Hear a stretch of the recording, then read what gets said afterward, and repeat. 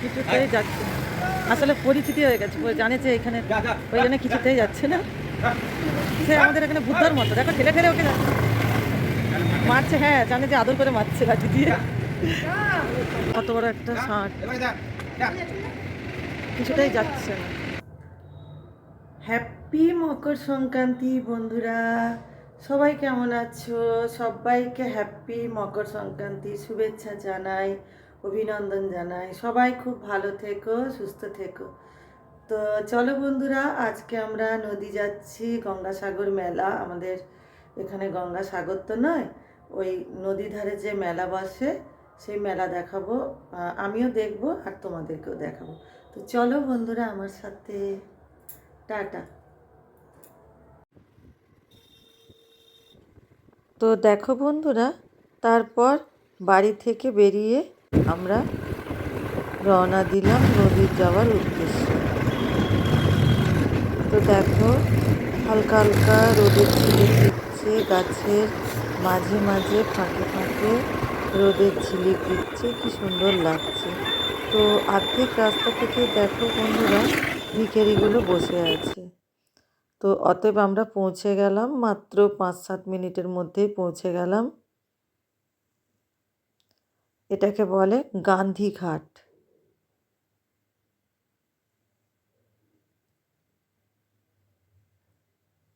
তো ভেবেছিলাম হয়তো সূর্যোদয় দেখতে পারবো না, তো না, আমরা ঠিক সময় চলে এসেছিলাম বলে সূর্যোদয় দেখতে পেলাম।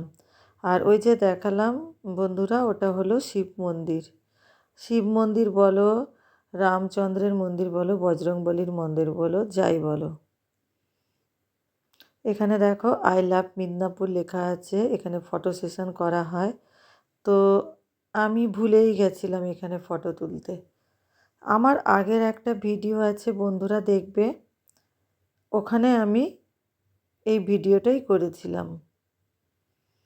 তো যাক, দেখো বন্ধুরা, অবশেষে সূর্যোদয় দেখতে পেলাম। কি অপরূপ সুন্দর লাগছে দেখতে। দেখো সূর্যটা, সূর্যের আলোটা দেখো জলের মধ্যে পড়ছে, কি সৌন্দর্য লাগছে দেখতে।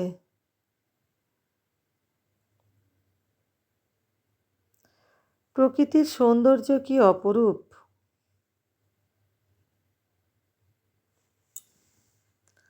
তো আমরা বাড়ি থেকে সকাল 6:05-10 মধ্যে রওনা দিয়েছিলাম। 6:30টার আগেই আমরা এখানে পৌঁছে গিয়েছিলাম। তো তার জন্য সূর্যোদয়টা দেখতে পেয়েছিলাম। চারিদিকে দেখো, ওই যে সরু করে দেখা যাচ্ছে একটা ব্রিজ, ওটা হলো বাস ব্রিজ। আমি এখান থেকে দাঁড়িয়ে দাঁড়িয়ে দেখাচ্ছি। দেখো বন্ধুরা, ওই যে দেখছো মন্দির, ওটা হলো বজরংবলীর মন্দির বা রামচন্দ্র মন্দির বলতে পারো, শিব মন্দিরও বলতে পারো। পুরোটা রাউন্ড করে ঘুরিয়ে দেখে দিলাম। এখানে তর্পণ করতে দেওয়া হয়েছে, কেউ হয়তো তর্পণ করে দিয়ে গেছে।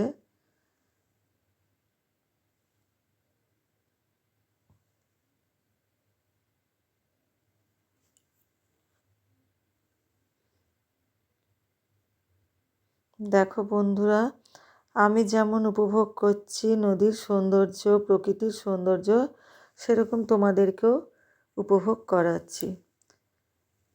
তো এখানে বোটিংয়ের ব্যবস্থা নেই, কিন্তু এরাই মনে হয় এখানকারই কেউ হয়, এখানকারেরই লোক, তারা একটু ওই বোটিং করছে। এমনি বাইরের পাবলিকদেরকে উঠতে দিচ্ছে না, ওই নিজেরাই একটু বোটিং করে নিচ্ছে। তো চলো বন্ধুরা, আমি তো গঙ্গা স্নান করতে আসিনি, করতে পারবো না। এত মানে এখানে সেরকম কোনো ব্যবস্থা নেই, ঘেরাঘুরি আছে কিন্তু ঠিক সেই রকম নয়। তো একটু গঙ্গা জল আমি মাথায় ছিটিয়ে নিলাম, ব্যাস হয়ে গেল আমার গঙ্গা স্নান। তো দেখো বন্ধুরা, এবারে আমি তোমাদেরকে নিয়ে যাচ্ছি শ্রীরামচন্দ্রের মন্দির বা বজরংবলীর মন্দির বা শিব মন্দির, যাই বলতে পারো।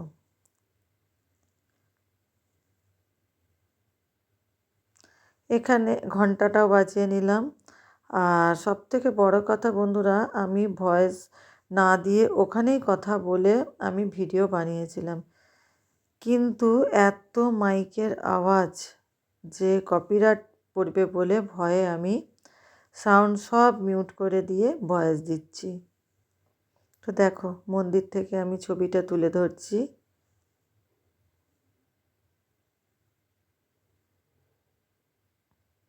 এই যে মন্দিরের ভেতরে দেখো বাবা তারকনাথের মূর্তি, শ্রী রামচন্দ্র, লক্ষ্মণ, সীতা, বজরংবলী সবাই আছে।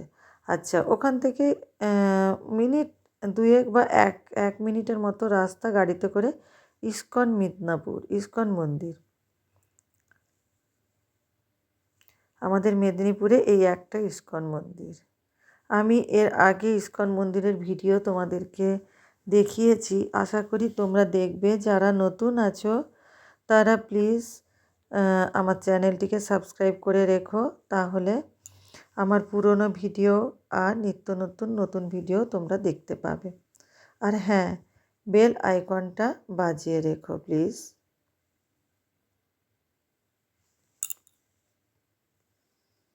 তো দেখো, অন্য সময় যখন আসি সন্ধ্যাবেলায় বা বিকেলবেলায়, তখন এতটাই ভিড় থাকে যে এত সামনে থেকে তোলা যায় না। তো আজকে সকাল সকাল এসেছিলাম, পুরো মন্দিরটাই ফাঁকা ছিল, তাই সামনে থেকে ছবি তুলে নিলাম। মায়াপুর ইস্কনের যে রাধাকৃষ্ণের প্রতিকৃত আছে, ওই প্রতিকৃতরই ছবি তুলে এখানে পুজো করা হয়। একটা বিশাল বড় ফ্রেম, তোমরা দেখে হয়তো বুঝতে পারছো কি না পারছো বলতে পারছি না। বিশাল বড় একটা ফ্রেম, তার মধ্যে ওই রাধা কৃষ্ণের মূর্তি যেটা মায়াপুরে আছে সেটাই পুজো করা হয়।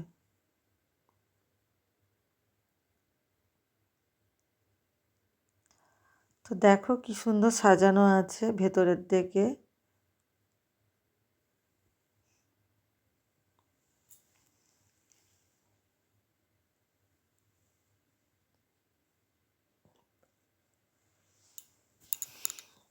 এই দিকেও দেখো কি সুন্দর সাজানো।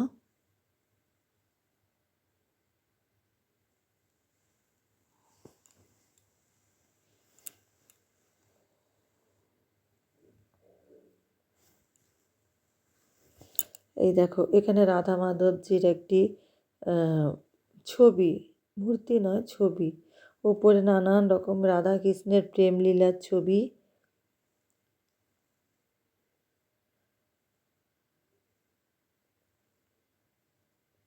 সাথে এখানে মহাভারতেরও কিছু দৃশ্য দেওয়া আছে উপরে। আর এই দেখো মায়াপুর ইস্কনের মন্দির। মায়াপুর ইস্কন মন্দিরের মতোই এখানে সব কিছু ওই নিয়মগুলোই পালন করা হয়।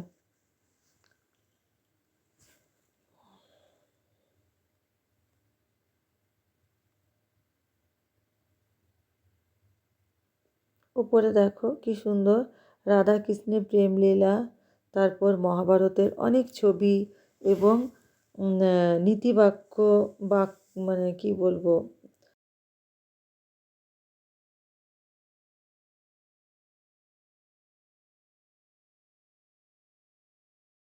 মহাভারতের অনেক বাণী এখানে সংস্কৃত ভাষায় লেখা আছে, এবং সবাই তো আর সংস্কৃত বোঝে না, তার জন্য ওই বাণীগুলো মধ্যে বাংলা ট্রান্সলেশন করা আছে। তো দেখাচ্ছি বন্ধুরা, এই দেখো ওপরে সংস্কৃতের বাণী দেওয়া আছে এবং এখানে মানেগুলো সুন্দরভাবে লেখা আছে সহজ সরল ভাষায়।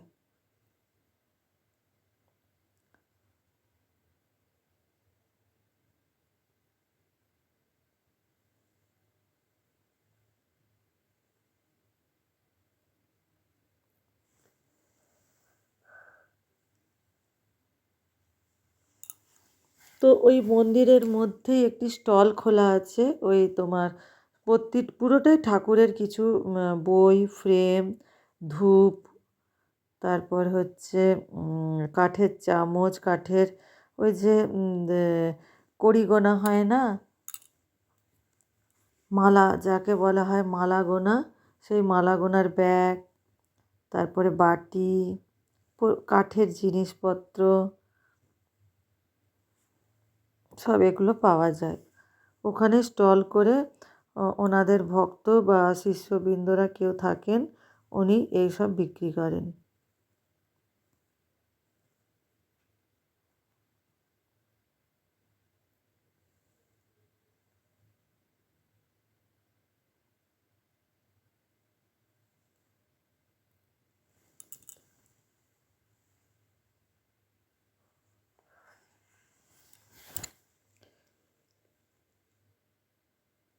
তো দেখো বন্ধুরা, সংস্কৃত ভাষায় বাণীগুলো লেখা আছে, বাংলাটাও কি সুন্দর করে বুঝিয়ে দিয়ে লেখা আছে।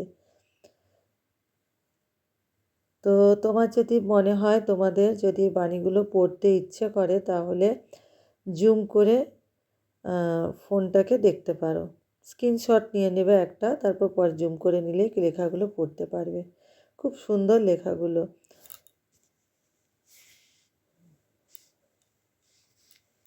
তো দেখো, দূর থেকে দেখিয়ে দিলাম ইস্কন মন্দিরের ঠাকুরের মূর্তি।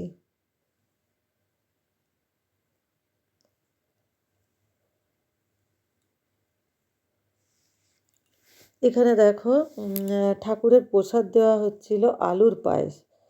তো উনি আমাকে বলছিলেন যে খেতে, আমি বললাম না, আমি কোনোদিনও খাইনি, খাবো, যদি নষ্ট হয় ঠাকুরের প্রসাদ ফেলে দিতে হবে, খারাপ লাগে। তো উনি আমাকে বললেন, আমি গ্যারেন্টি দিচ্ছি আপনি এটা খান, খেলে আবার চাইবেন, এত সুন্দর।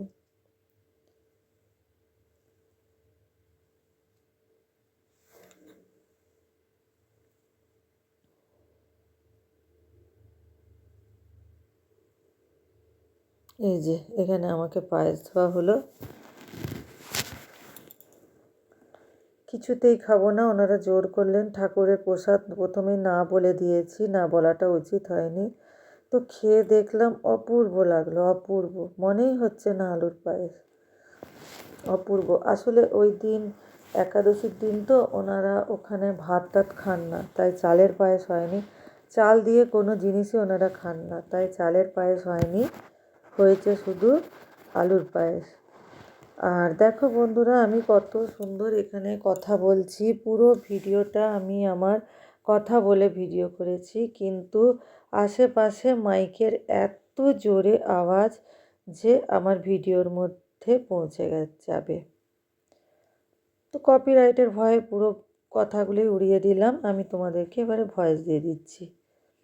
তো আমি এখানে কি বলছিলাম জানো তো বন্ধুরা, আমি বলছিলাম যে ওটাই, যে চালের পায়েস তো চালের পায়েসই খেয়েছি, আলুর পায়েস তো কোনোদিনও খাইনি। তো উনি আমাকে জোর করে দিলেন, বললেন যে না, ঠাকুরের প্রসাদ খাও। তো খেলাম, দেখলাম সত্যিই অপূর্ব, ওর কথাগুলোই বলছি।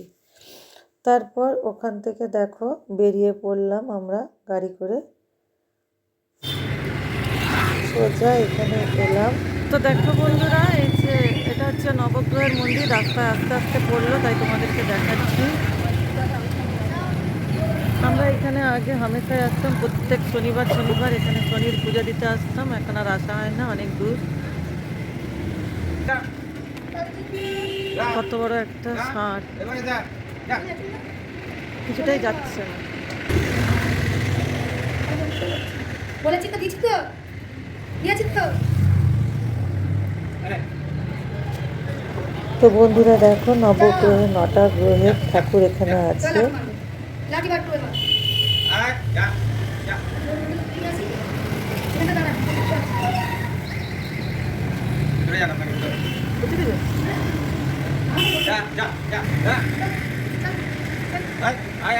কিছুতেই যাচ্ছে, আসলে পরিচিতি হয়ে গেছে, জানেছে এখানে, ওই জন্য কিছুতেই যাচ্ছে না। সে আমাদের এখানে বুদ্ধর মতো, দেখো ঠেলে ঠেলে ওকে যাচ্ছে, মারছে, হ্যাঁ জানে যে আদর করে মারছে লাঠি দিয়ে। তো দেখো বন্ধুরা, এই রাস্তায় আমাদের শ্মশানকালী মন্দির পড়ে, যেটা খুবই জাগ্রত, দেখাচ্ছি তোমাদেরকে। জানি না এখানে ফটো করতে দেবে কি না, ভীষণ জাগ্রত ঠাকুর। চলো নিয়ে যাই, দেখি, যদি বারণ করে তাহলে তো তুলবো না। আর যদি না বারণ করে তাহলে দেখাচ্ছি। এখানে হচ্ছে এটা কার, ইনি কে, কার প্রতীক্ষিত মূর্তি বুঝতে পারছি না, যাই হোক।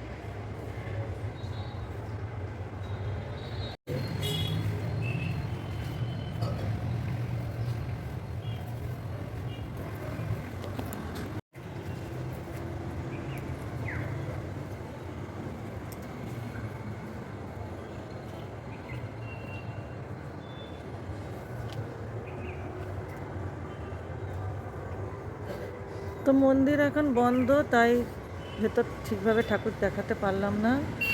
মন্দিরে নিশ্চয়ই ফটো অ্যালাউ নেই, এতবার এসেছি কোনোদিনও ফটো তুলিনি। তো এখন মন্দির বন্ধ, ঠাকুরমশাইও আসেনি, ওই জন্য তুলে নিলাম ছবি।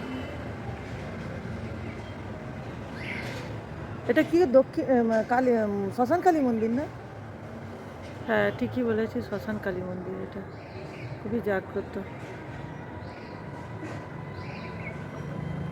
আগে আমরা প্রতি সপ্তাহে সপ্তাহে আসতাম, ওই শনি মন্দিরে আসতাম, শনির মন্দিরে শনি দেবতার পূজা দিতে, তখন এই মন্দিরেও আসতাম। এখন আর আসাও হয় না। তো মন্দির থেকে বেরিয়ে আমরা সোজা রওনা দিলাম বাড়ি যাওয়ার উদ্দেশ্যে। এখানে দেখো বন্ধুরা, দেখাচ্ছিলাম ছোট ছোট বাচ্চাদের খেলনাপাতি, যেগুলো আমরা ছোটোবেলায় খেলতাম, হাঁড়ি, কড়া, কলসি। তো আমি আমার নাতনির জন্য কিনে নিলাম। চারিদিকে এপাশ ওপাশ, এই দেখো আমার নাতনির জন্য সব একটা একটা করে কিনে নিয়েছি। হাঁড়ি, কড়া, প্রেশার কুকার, তোমার গ্যাস, ওভেন, সাঁড়াশি, সব। কত হলো তাহলে?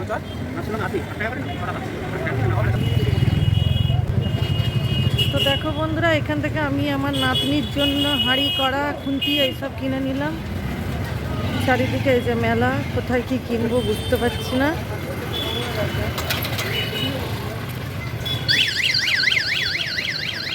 এখানে আবার সবজি বাজার, কি সুন্দর করে সাজানো আছে দেখো, সাদা, লাল, সবুজ, অরেঞ্জ, কি সুন্দর লাগছে না বন্ধুরা?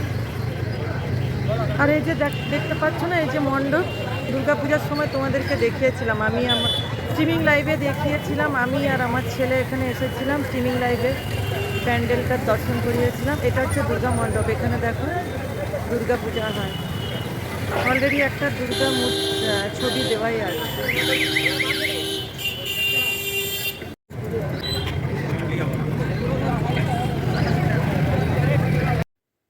তো বন্ধুরা, ভিডিওটা যদি একটু ভালো লেগে থাকে তো প্লিজ লাইক, কমেন্ট, শেয়ার করে পাশে থাকবেন। ধন্যবাদ বন্ধুরা।